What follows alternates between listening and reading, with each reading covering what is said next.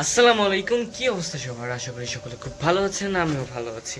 এখন বাজে দুপুর 1টার, আমি উঠে গেছি ছাদে, কারণ আমার হলো মাছের ট্যাঙ্কের পানি পুরা পরিষ্কার করা লাগবে। ট্যাঙ্কের অবস্থা খুব বাজে হয়ে আছে, তো চলুন। আর প্রয়োজনীয় সরঞ্জাম রেডি, দুটা, একটা বালতি, একটা গামলা, আর এই যে নেট নিয়ে চলেন শুরু করি কাজ। সেই রোদ। তো আমার প্রথম কাজই হলো এই নেট দিয়ে যতটুকু সম্ভব মাছগুলোকে তুলে নেওয়া। নেট দিয়ে এভাবে মাছ তোলা আসলে অসম্ভব, এভাবে সব মাছ উঠে না, সেজন্য লাস্টে না পেরে আমি ট্যাঙ্কের সব পানি ছেড়ে দিলাম। একই সাথে দুইটা ট্যাঙ্কেরই আমি চাবি খুলে দিয়েছি, যাতে একসাথে পানি কমতে থাকে, আমার কাজ যেন তাড়াতাড়ি আগায়। যে দেখতে পাচ্ছেন ট্যাঙ্কের কি অবস্থা, এত পরিমাণ ময়লা জমেছে, মানে পরীক্ষার কারণে আমি এগুলাতে মনোযোগ দিতে পারিনি, দেখে এরকম অবস্থা হয়ে গেছে। এই বালতিতে সব মাছ রাখা আছে, তাই আমি নিয়ে যেয়ে ছায়াতে রাখলাম, কারণ রোদের হিটে মরে যাবে সবগুলা।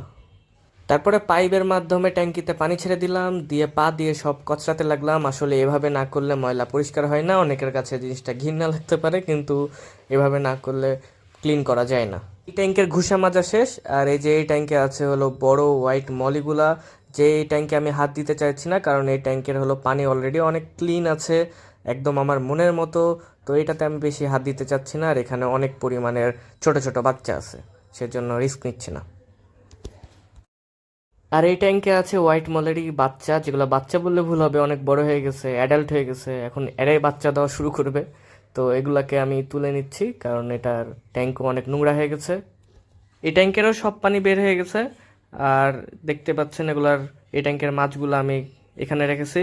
আর এগুলোর সাইজও দেখেন, মাশাল্লাহ অনেক বড় হয়ে গেছে। এখন এগুলার সময় হয়ে গেছে যে বড় ট্যাঙ্কে চলে যাওয়ার, মানে বড় মাছগুলোর সাথে চলে যাওয়ার আর কি, তাই আমি এগুলাকে ওদের সাথে ছেড়ে দেবো। শেষবারের মতো দুটা ট্যাঙ্ক একটু ঘুষা মাজা করে নিলাম আর কি, নোংরা পানিগুলো বের করে দিলাম। এই সাদা মাছগুলোর মধ্যে কিছু কালো মাছ ছিল, যেগুলোকে তুলে আমি আবার কালোর জায়গায় ফিরিয়ে দিচ্ছি, না হলে ওই গানটার মতো হয়ে যাবে।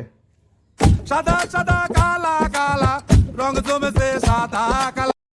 দেখতেই পাচ্ছেন কি চকচকা হয়ে গেছে, আমার হাত এপাশ থেকে ওপাশ পুরো দেখা যাচ্ছে, নিট অ্যান্ড ক্লিন হয়ে গেছে পানি। এই সাদা মাছগুলোকে তোলার একটু চেষ্টা করলাম, কিন্তু একদমই পারলাম না, এগুলো খুবই চঞ্চল। যতটুকু তুলতে পেরেছি, মানে ওটা এই ট্যাঙ্কের 10%ও না। এইটা হলো সেই প্যারেন্টস ফিশ, যেটার সাইজ আমার পুরা মানে 4 আঙ্গুলের সমান।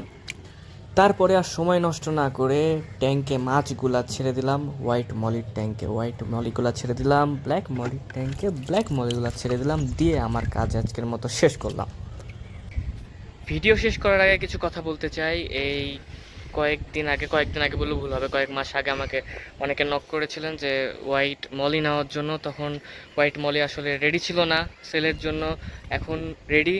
হোয়াইট মলিও রেডি, ব্ল্যাক মলিও রেডি, এই দুইটাই আছে আপাতত আমার কাছে, কিন্তু দুইটাই অ্যাভেলেবল, যে যত চাই মানে চাইলে নিতে পারবেন।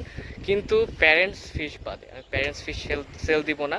ব্ল্যাক মলির সব গণহারে সেল দেবো, কিন্তু হোয়াইট মলির যেগুলো প্যারেন্ট ফিশ আছে এত বড় বড় সাইজের, ওগুলো আমি সেল দিব না।